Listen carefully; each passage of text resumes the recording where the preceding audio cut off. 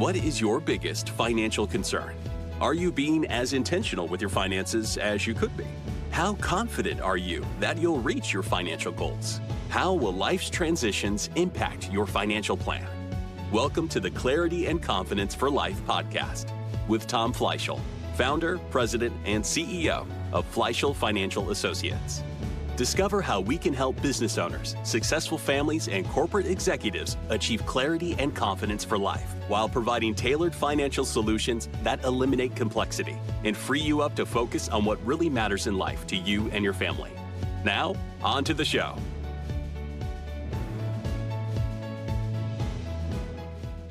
Hello and welcome to the Clarity and Confidence for Life podcast with your host, Tom Fleishel. I'm RJ Malik, the producer of this podcast. Tom, how you doing? Fantastic. Good morning. Good morning to you. And this is a exciting podcast. Not that, your other podcasts aren't interesting and exciting, but this is kind of special because you got something special planned for us. We're going to be talking about your book that you just have published. It's called Clarity and Confidence for Life. That's right. We're so excited. It's been a very interesting and fun process to go through this. And so we're so excited to talk about it on this podcast. The book is titled Clarity and Confidence for Life. It describes with some real life situations how our trademark planning process has helped clients we've worked with over the last 35 years that we've been in practice. And it's just really packed with a lot of wonderful information and really practical ideas. The subtitle is more specific. Living your financial life by design, not by default.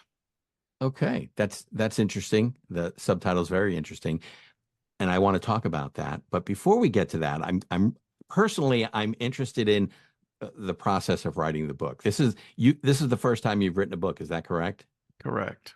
How was the process? I mean, was it? I'm sure you went in with a thought process. Okay, I'm going to do A, B, and C to get this book finished.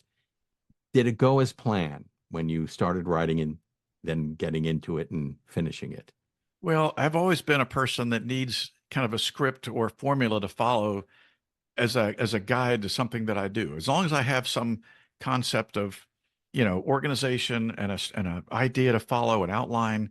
And the book that really helped me write my own book is called Big Book Payoffs.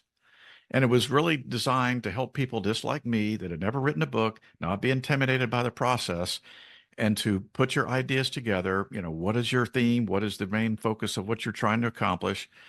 And then you list out your chapters, and each one has a main theme that you're trying to convey. But then they jokingly say, you just need to get out your vomit draft. Okay. And that is, okay, you don't need to self-edit anything as you go along. It'll drive you nuts if you try to do that. So you just really get those ideas out there and bang them out. So I, over the course of probably, I'm going to say about 3 to 4 months, I would spend every Wednesday morning, carve out the time on my laptop and just sat down there. It was some, beautiful scenery and just hammered it out. And then, it began to take shape, and I was able to, from there, put all those ideas together. And that, it seemed to work out great because I love writing. I love putting thoughts down, but it was hard at first to try to organize what exactly should each chapter convey, what are the topics that I want to cover, and then what are the real life situations that would help illustrate some of these concepts. Did you have any help from an editor or someone who, sort of advising you, or did you just jump into this feet first and took it on all yourself? I wrote it all myself, again, with the guidance of that book and some other coaching that I've gotten from other people that we've worked with that have written books and some ideas and how they did it. But again, you just kind of have to go in, you're kind of vulnerable. You're feeling, well, this thing could be a total flop. It could be great. Let's just go for it and see what happens. Mm-hmm. And that's really what drove me. I've always been an optimistic person. I think we've had some great ideas over the years that we've helped clients. So that to me was the real motivation, just to be able to share these wonderful ideas, some real life examples of how we've helped clients over the years, how we've made a difference. And that was the fun part of it, that, what I'm looking forward to is other people that can read this book and benefit from these ideas and get their life on track to live their financial life by design. Okay, now let's get back to that statement there. Living your financial life by design. What does that mean? Can you explain and get into that further as far as and because that's the subtitle of your book. Why did you choose that, and what does that mean? It's so critical. So when we talk about living life by design, there are two parts to that. Number one, you have an intentional, ongoing financial strategy that helps you to have the clarity and confidence so you don't have to worry so much about your financial future. The second part of that, living life by design, is the reassurance you get by having that strategy in place. You now have the time and the bandwidth to focus intentionally on things in your life that really matter that you cannot delegate to others, like time with your family, your health, your spiritual life, your business, your career, your hobbies. Those are all things that you can't really delegate. But what can you delegate? Things like managing your investments, developing a coordinated financial strategy, tax planning and preparation, insurance issues, estate planning. So working with a trusted financial team like us can help you address all those issues. And when we say we believe, that when successful families, business owners, and corporate executives live their life by design, they have the clarity and confidence and the time to focus on what really matters in life. Okay. The next question is, and you mentioned about finding a financial advisor. How important is that? And is there stages that you have to or to determine when you need to have a financial advisor? I mean, maybe when you're first starting out in your career, you don't really need it, but at some point, I guess I'm asking you to sort of outline when is a really good time to find a financial advisor you can trust. Well, that's a great question because a lot of people think it's really directed by some major event in life that comes up. Oh, geez, I'm going through a divorce, or I just lost my spouse, or I inherited some money, or I am about to retire in a year, so I better get serious. I think it's important to start working with a financial team that you can trust early on, not wait until those events, because it's going to better prepare you for those events that are coming that are very important and need to be carefully planned out.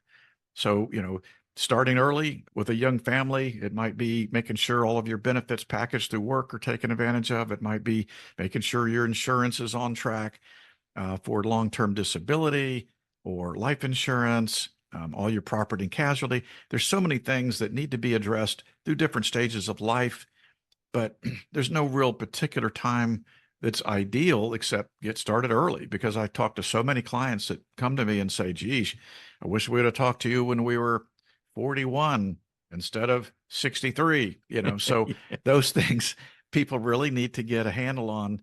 The reality is they don't know what they don't know. And there's this thing called inertia that people don't want to move, don't want to take action, or kick that can down the road. So, working with a financial team is going to help people identify their dangers, what are the opportunities that we can focus on, and make sure we're working on a plan to get you there. Yeah, that's it's interesting you say that, and I'm thinking back. My career has been in broadcasting radio. I was on the radio for decades, and part of my issue was I was moving from town to town. Probably my first 10 years in the business, I moved 5 or 6 times because I was trying to get to bigger markets so I can make more money and all that other stuff. So I was not thinking so I would say that my situation is a little unique, but people do move around a lot. So how do you find a financial advisor if you're not stable to begin with in your career? Well, once you find somebody that you can trust and work with, we have clients that we started with locally and they've moved all over the country since then. Okay. So because of today's technology with Zoom and all the different technology capabilities, there's no real reason to worry about if I have to move, do I have to change advisors? I mean, some people absolutely want to sit down face to face with people. I get that. But most of the time, people are now, once you have that established relationship and the trust built, we can work with clients all over the country, even all over the world. It doesn't really matter. So that's why I think you just want to find a team you're comfortable with and you can trust and build that long-term relationship. Is there something specific that a person should look for in a financial advisor as far as awards or any type of qualifications? Yeah, of course. I mean, there's all kinds of designations out there that you can look for. There's the Certified Financial Planner designation, which shows that an advisor has gone through extensive training on all different disciplines of investments and taxation and estate planning. There's a chartered financial analyst that's more of a money manager designation where they really dig into the weeds with individual stock and bond analysis. There's other designations, but it's more about, I think, finding a team of people that are attentive to your needs. They're very carefully listening to what you're wanting to do. They're empathetic. They're not going to ramrod things over you that, they're trying to propose ideas that you're not even understanding or ready for. So it's a process of getting to know each person, getting a developed relationship, and getting some clarity about what they're trying to do. And then, yes, the competency is important, but it's really more about, are they going to have the team in place that's deep enough that can support you, not just a one-person shop that what happens if something happens to them? You kind of want a surrounding support team, other whether it's a client service associate or advisors that work together. So yeah, there's a lot of things to look for, but it's more about building that trust and the confidence that they're listening to you and they're going to be attentive and communicative and regularly providing ongoing advice as your life situation changes. Why did you write this book? Well, we love helping people. And helping people live life even more focused on the things that really matter that I mentioned earlier, their health, their hobbies, their family time, all those types of things. And to hopefully never experience the confusion and uncertainty around the money that I endured growing up. Both my parents were in low-wage jobs that provided no freedom of time, purpose, or money. There was no sense of living life by design and no clarity or confidence in what they were doing or where they were going. They could barely pay the bills. And from my experience, you can really learn about the importance of money when you don't have any or barely scraping by. So we were so poor, I remember buying my first real toolbox set with S&H green stamps. Not sure if some people are old enough to know what those were, but when you went to the grocery store, you got these, you could collect these stamps, and with those, you could buy things. It's kind of like getting points today on your credit card, same kind of thing.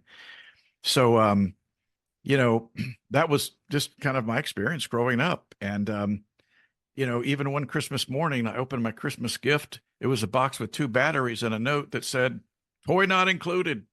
No, just kidding. But the real reason I wrote the book, another reason, is that over the years, we've worked with business owners, successful women, and families. And we often find that there's this concern or feeling that they aren't being as intentional with their finances and retirement as they feel they could be.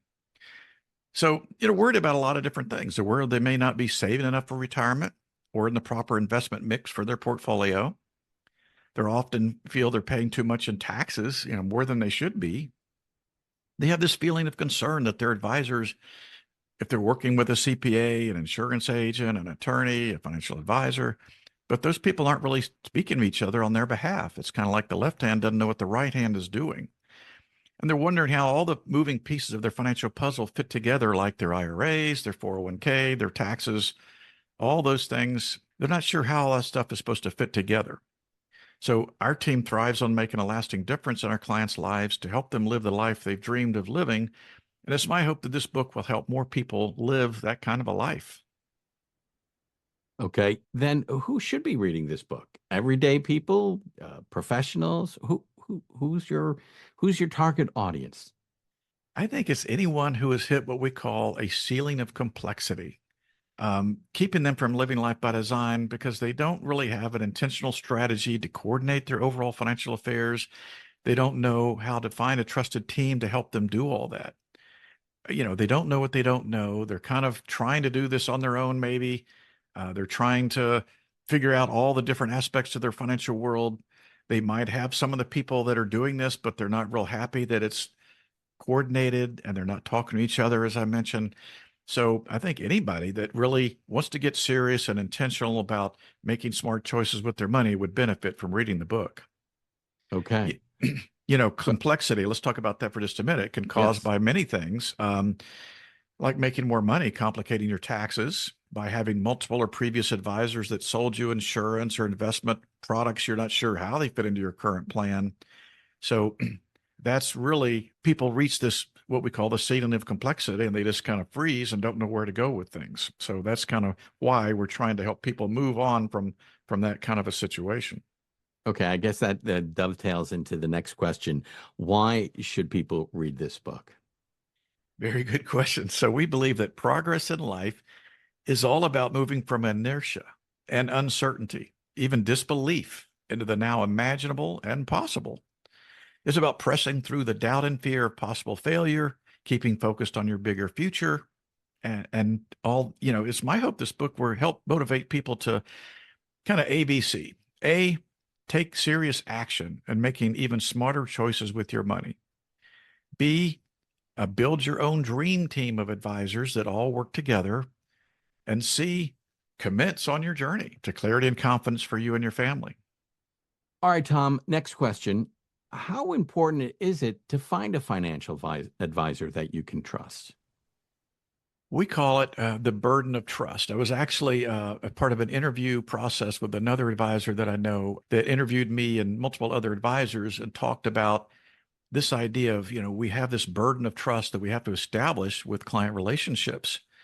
And it's the foundation for everything that we do, putting our clients' interests first. Of course, when I interview clients to begin with, and we talk about what's important to you when you're looking for a financial team like us, is it competency? Is it fee transparency?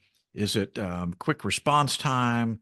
But 95% of the time, it's trustworthiness and honesty, because everything has to be built from there. It all builds on that. So, this burden of trust is something that, I just had a call this morning from a client, a prospective client that's in their mid 70s. And, he realizes he's been doing it himself for all these years, but his wife is now saying, well, what happens if something happens to you? What am I going to be doing? How am I going to manage all this? What's going to happen to me? So they're realizing, and he's realizing, well, I guess I better establish a trusted relationship with a team that could carry on for my wife if something happens to me. So that's just all the part of what we help do. So, we are fiduciary and advisory relationships. So we not only have that professional obligation, but a personal conviction as well.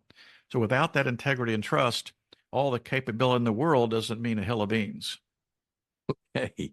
So it's important then also, I guess, word of mouth, your clients talking about how you provide a very important service is vital to your business.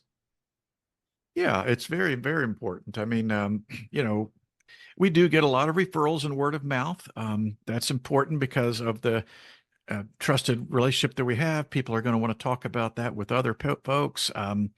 There's all kinds of relationships that we really try to make sure that we're connecting with the next generation, because so many times, we might have clients in their 60s and now in their 70s, and they've got their kids are now in their 30s and 40s, and they're really now time to get real serious about making smart choices with their money. So hopefully they're going to convey that would be something that we could help them do. Okay. But many times these younger generation folks think, well, I just need to talk to somebody that's in my world. Well, we do have people on my team that are in that age group. So, that's something that we definitely want to make sure they connect with. Yeah, I that's a good point. I never even thought about, how you have to have people who can relate to the different age groups. That's something that I wouldn't even think of. All right, let's move on. How can people get a copy of your book? Well, the easiest way is to go onto our website at fleishelfinancial.com, and there's a QR code with the link directly to amazon.com to get a copy of their book. It can come in ebook, paperback, or hardback, your choice. If they want to reach our team, they can visit our website again at Fleishel Financial, and they can also book a 15 to 20-minute phone call with one of our advisors on the team. So any way they wish, I'd love to have folks contact us. Okay, is there anything that I missed that you wanted to cover with this podcast about your book? I just wanted to reiterate again that it's a very quick read. It's only about 85 pages. Someone, these days people don't want to spend a lot of time reading a long novel, that's 400 pages long with a lot of technical data. It's a really quick and easy read and a lot of great stories and real life situations of how we've had an impact on real client lives. So I think that's going to make it very interesting for people to dive in and digest very quickly.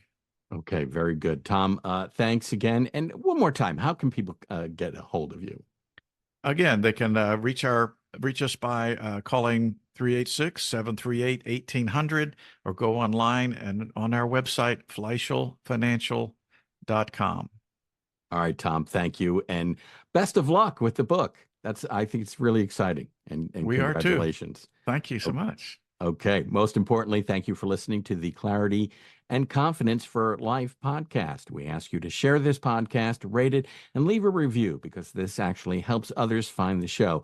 Again, thank you for listening, and for everyone at Clarity and Confidence for Life. I'm RJ Malik, and we look forward to joining us for the next podcast.